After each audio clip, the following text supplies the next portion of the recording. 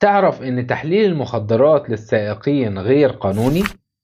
فلو أنت سواق نقل أو سواق تاكسي أو حتى سواق عربية ملاكي عادية وعديت على حملة مرورية وقالوا لك انزل هنحلل لك مخدرات، تعال أوضح لك كافة التفاصيل القانونية اللي تهمك عن الموضوع ده.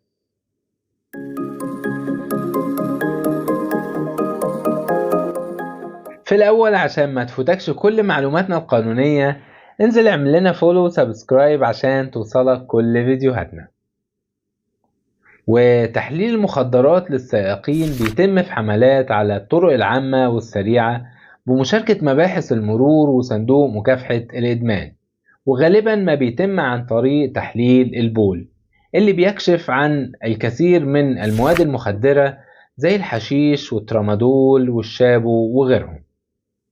ولكن محكمة النقض قالت كلمتها بوضوح، فحطت شروط وضوابط للموضوع ده، فلازم يكون في إذن قضائي مسبق أو تتوافر حالة التلبس.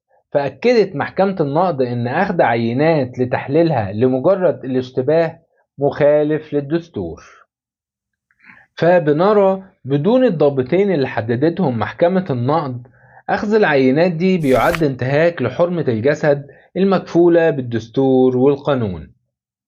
ولو عجبك محتوانا واستفدت منه ادعمنا بلايك عشان الفيديو يوصل لغيرك والكل يستفيد، ونتقابل إن شاء الله في معلومة قانونية جديدة.